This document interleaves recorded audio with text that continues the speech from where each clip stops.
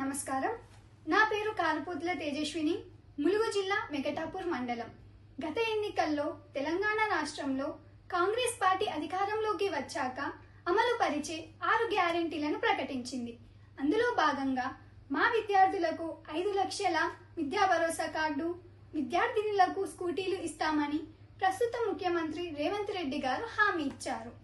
నాడు ఇచ్చిన హామీతో తెలంగాణ విద్యార్థి లోకం గంప గుర్తుగా కాంగ్రెస్ పార్టీకి తమ ఓట్లను వేసి గెలుపునకు కారణమయ్యారు.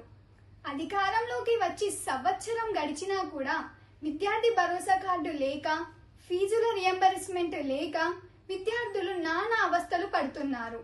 విద్యార్థినులకు ఇస్తానన్న స్కూటీల హామీ అటకెక్కింది.